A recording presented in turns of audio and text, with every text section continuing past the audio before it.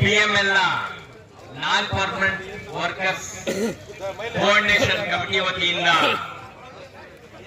ಈ ಹೋರಾಟ ಯಶಸ್ವಿಯಾಗಿ ನಡ್ಕೊಂಡು ಬರ್ತಾ ಇದೆ. ಈ ಯಶಸ್ವಿ ಹೋರಾಟಕ್ಕೆ ಇಡೀ KGF ನಗರದ ಸಾರ್ವಜನಿಕ ಬಂಧುಗಳು, ಇಡೀ KGF ನ ಕಾರ್ಮಿಕ ವರ್ಗ, ವಿದ್ಯಾರ್ಥಿಗಳ ವರ್ಗ, ಮಹಿಳೆಯರ ವರ್ಗ ಎಲ್ಲರೂ ಸೇರಿ ಈ ಹೋರಾಟಕ್ಕೆ ಒಂದು ಬಲ ಕೊಟ್ಟಿದ್ದಾರೆ. ಆ ಒಂದು ಐಕ್ಯ ಹೋರಾಟ ಏನ್ ನಡೀತಾ ಇದೆ, ಏನ್ ಇಡೀ KGF ನಗರ ಜನತೆ ಏನಕ್ಕೆ ಬೆಂಬಲ ಕೊಟ್ಟಿದ್ದಾರೆ, ಆ ಐಕ್ಯ ಹೋರಾಟಕ್ಕೆ ತಮ್ಮೆಲ್ಲರ ಬೆಂಬಲದಿಂದ ಇವತ್ತು 14ನೇ ದಿನ ಹೋರಾಟ ಯಶಸ್ವಿಯಾಗಿ ನಡೀತಾ ಇದೆ. ಬಂಧುಗಳೇ, ಈ ಒಂದು ಹೋರಾಟ ನ್ಯಾಯವಾದ ಬೇಡಿಕೆಗಳನ್ನು ಇಟ್ಕೊಂಡು ಹೋರಾಟ ಮಾಡ್ತಾ ಇದ್ದಾರೆ ನಮ್ಮ ಕಾರ್ಮಿಕ ಬಂಧುಗಳು. ಏನ್ ಇಡೀ PML ಆಸ್ತಿ ಏನಿದೆ, ಈ ಆಸ್ತಿ ನಮಗೆ ಕೊಡುವಂತ ಕೇಳ್ತಾ ಇಲ್ಲ. ಏನ್ ನೀವು ಅಧಿಕಾರಿಗಳು ಅನುಭವಿಸ್ತಾ ಇದ್ದೀರಿ, 1 ಲಕ್ಷ 2 ಲಕ್ಷ ಸಂಬಳ, ಏನ್ ಕಾಲಲ್ಲಿ ಬರ್ತಾ ಇದ್ದೀರಿ, ಪೆಟ್ರೋಲ್ ಅಲೌನ್ಸ್, ಏನ್ ಆಫೀಸರ್ಸ್ ಕ್ವಾರ್ಟರ್ಸ್ ಅಲ್ಲಿ ಬಂಗಾರಗಳಿದ್ದೀರಿ, ಆದ್ರೂ ಯಾವುದು ಕೇಳ್ತಾ ಇಲ್ಲ. ನಿಮ್ಮ 2 ಲಕ್ಷ ಸಂಬಳ ಕೇಳ್ತಾ ಇಲ್ಲ. ನೀವೇನ್ ಕಾರಲ್ಲಿ ಪೆಟ್ರೋಲ್ ಅಲೌನ್ಸ್ ತಗೊಂಡು ಟ್ರಾವೆಲ್ ಬರ್ತಾ ಇದ್ದೀರಿ ಅದು ಕೇಳ್ತಾ ಇಲ್ಲ. ಏನ್ ಆಫೀಸರ್ಸ್ ಕ್ವಾರ್ಟರ್ಸ್ ಅಲ್ಲಿ ಬಂಗಾರಗಳಿದ್ದೀರಿ ಅದು ಕೇಳ್ತಾ ಇಲ್ಲ. ಆದ್ರೆ ನಾವು ಕೇಳ್ತಾ ಇರೋದು ನ್ಯಾಯವಾದ ಬೇಡಿಕೆಗಳು. ಏನ್ ಸುಪ್ರೀಂ ಕೋರ್ಟ್ ಹೇಳಿದೆ, ಈ ದೇಶದ ಕಾಂಟ್ರಾಕ್ಟ್ ಕಾರ್ಮಿಕರು ಯಾರಿದ್ದಾರೆ ಅವರಿಗೆ 31,250 ರೂಪಾಯಿ ಕೊಡಲೇಬೇಕು. ಸುಪ್ರೀಂ ಕೋರ್ಟ್ ಹೇಳಿದೆ. ಅಧಿಕಾರಿಗಳೇ, ಸುಪ್ರೀಂ ಕೋರ್ಟ್ ಏನು ವರ್ಡಿಕ್ಟ್ ಕೊಟ್ಟಿದ್ದಾರೆ, ತೀರ್ಪು ಕೊಟ್ಟಿದ್ದಾರೆ, ಅಧಿಕಾರಿಗಳಿಗೆ ಗಮನ ಇಲ್ಲಪ್ಪ. 15,000 ನೀವು ದುಡಿತಾ ಇರಿ, ಎಲ್ಲಿಯವರೆಗೆ ದುಡಿಯೋದು? ಏನ್ ನಮಗೆ ಹೆಂಡತಿ ಮಕ್ಕಳಿಲ್ವಾ, ತಂದೆ ತಾಯಿ ಇಲ್ವಾ? ನಮ್ಮ ಮಕ್ಕಳು ಒಳ್ಳೆಯ ಅಭ್ಯಾಸ ಮಾಡುವಾಗ ಅದರಲ್ಲಿ ಮುಖ್ಯವಾಗಿ ಇತ್ತೀಚೆಗೆ ಏನ್ ಬೆಲೆ ಏರಿಕೆ ಆಗಿದೆ ಎಲ್ಲರಿಗೂ ಗೊತ್ತಿದೆ. ಏನಿವಾಗ ಮಾರ್ಕೆಟ್ ಹೋದ್ರೆ ನಾವೇನು ಊಟ ಮಾಡ್ತೀವಿ, ಅಕ್ಕಿ 70 ರೂಪಾಯಿ ಮಾಡ್ತಾ ಇದ್ದಾರೆ. ಅದೇ ಅಕ್ಕಿನ ನಾವು ಕೂಡ ತಗೊಳ್ಬೇಕು. ಅದೇ ಅಕ್ಕಿನ ನೀವು ಅದೇ ತಗೊಳ್ತಿದ್ರೆ ಅಧಿಕಾರಿಗಳಿದ್ದೀರಿ, ನೀವು ಅದೇ 70 ರೂಪಾಯಿ ಅಕ್ಕಿ ತಗೊಳ್ತೀರಿ. ಅದೇ ಗ್ಯಾಸ್ ರೇಟ್ ಇವಾಗ ಏನು 800 ರೂಪಾಯಿ ಇದೆ, ನಾವು 800 ರೂಪಾಯಿ ಕೊಡ್ತೀವಿ, ನೀವು 800 ರೂಪಾಯಿ ಕೊಡ್ತಾ ಇದ್ದೀರಿ.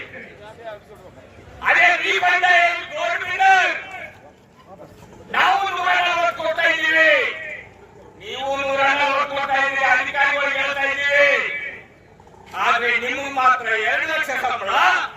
ನಮ್ಮ ಒಂದು ಕಾಂಟ್ರಾಕ್ಟ್ ಬಂಧುಗಳು ಏನಿದೆ, ನಾನ್ ಪರ್ಮನೆಂಟ್ ವರ್ಕರ್ಸ್ ಕೂತಿದ್ದಾರೆ, 15,000 ರೂಪಾಯಿ ಸಾಕು, ನೀವು ಬಂದ್ಬಿಡಿ. ಇಲ್ಲೇ ಬರೋದು ಆಗತ್ತವರಿಗೆ ಕೆಲವು ಎಚ್ಚರಿಕೆ ನೀಡ್ತಾ ಇದ್ದೀವಿ. ಈ ಸಲ ಏನು 14ನೇ ಯಶಸ್ವಿಯಾಗಿ ನ್ಯಾಯವಾದ ಬೇಡಿಕೆಗೆ ಹೋರಾಟ ಮಾಡ್ತಾ ಇದ್ದಾರೆ. ನೀವು ಆದಷ್ಟು ಬೇಗ ಈ ನ್ಯಾಯವಾದ ಬೇಡಿಕೆಗಳನ್ನು ಈಡೇರಿಸಬೇಕು. ಆ ನಾನ್ ಪರ್ಮನೆಂಟ್ ವರ್ಕರ್ಸ್ ಕೋಆರ್ಡಿನೇಷನ್ ಕಮಿಟಿ ಏನ್ ಲೀಡರ್ಸ್ ಇದ್ದಾರೆ ಅವನ್ನ ಕರೆದು ನ್ಯಾಯವಾದ ಬೇಡಿಕೆಗಳ ಬಗ್ಗೆ ಮಾತಾಡಬೇಕು. ಈಗಾಗಲೇ 14 ದಿನದಿಂದ ನಮ್ಮ MLA ಗಳು, MP ಅವರು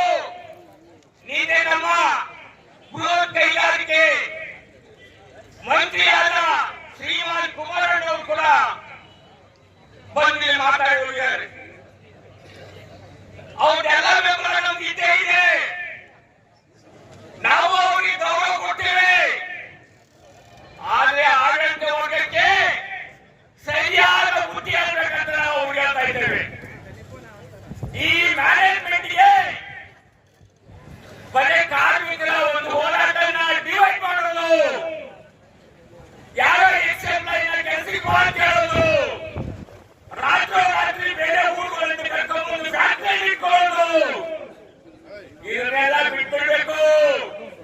ಅಧಿಕಾರ ವರ್ಗಕ್ಕೆ ಎಚ್ಚರಿಕೆ ನೀಡ್ತಾ ಇದ್ದೀವಿ. ಕಾರ್ಮಿಕ ವರ್ಗದ ವತಿಯಿಂದ ಈ ತರ ಕಾರ್ಮಿಕರ ಹೋರಾಟನ ಡಿವೈಡ್ ಮಾಡಿದ್ರೆ ಪರಿಣಾಮ ಎದುರಿಸಬೇಕಾಗುತ್ತೆ ಅಂತ ನಾವು ಎಚ್ಚರಿಕೆ ಕೊಡ್ತಾ ಇದ್ದೇವೆ. ಈ ಒಂದು ಆಡಳಿತ ವರ್ಗ,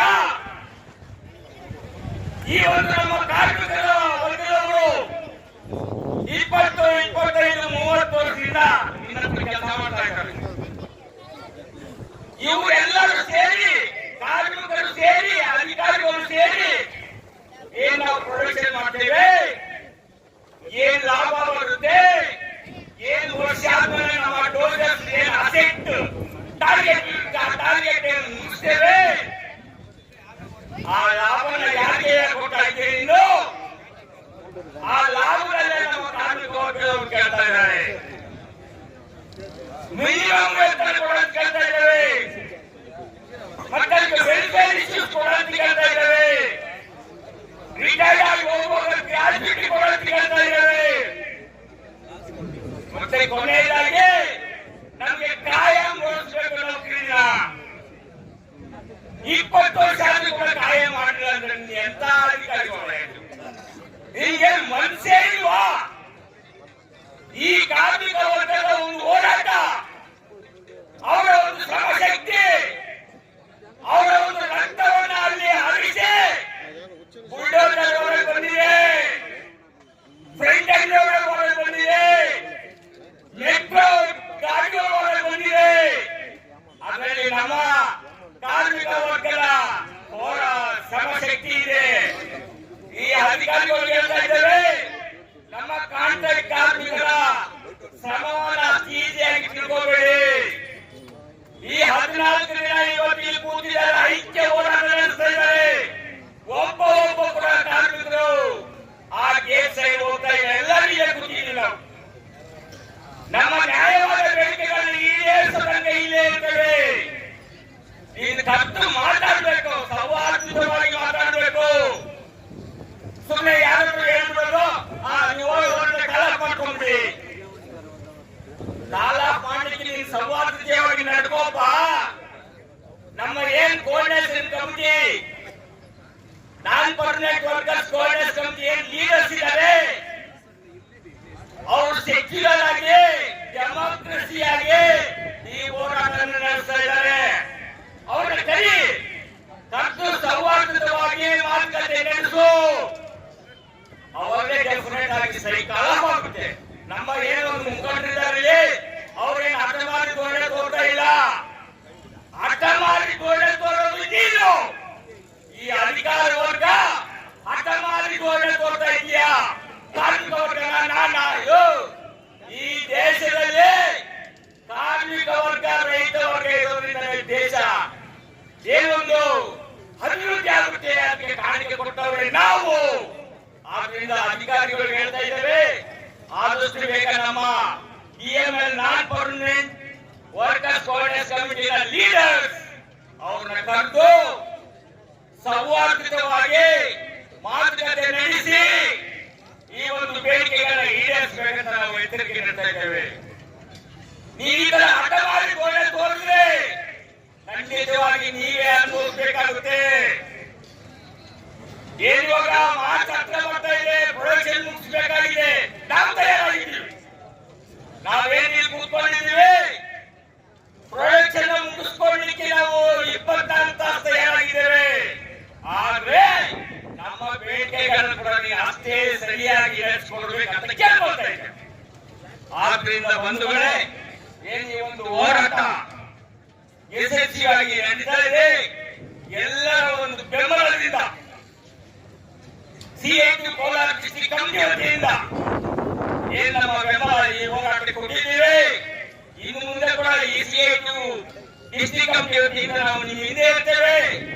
ಈ ಹೋರಾಟನ ನ್ಯಾಯವಾಗಿ ಬಗೆಹರಿಸುವವರೆಗೆ ನಿಮ್ ಜೊತೆ ನಾವು ಇರ್ತೇವೆ ಅಂತ ಹೇಳಿ ಆಶ್ವಾಸನೆ ಕೊಟ್ಟು ಈ ಹೋರಾಟ ಯಶಸ್ವಿಯಾಗಿ ನಡೀಲಿ ಅಂತ ಹಾರೈಸಿ, ಕೊನೆಯದಾಗಿ ನಾವು ಇಲ್ಲೇನೋ ಒಂದು CITU ಸಂಘಟನೆಗಳೇನು ರಿಟೈರ್ಡ್ ಆಗಿದ್ವಿ, CWC ಸಂಘಟನೆಯಿಂದ ರಿಟೈರ್ಡ್ ಆಗಿ ಈಗ ಬಂದಿರುವಂತಹ ಸಂಘಟನೆಗಳು ಎಲ್ಲರೂ ಸೇರಿ ಈ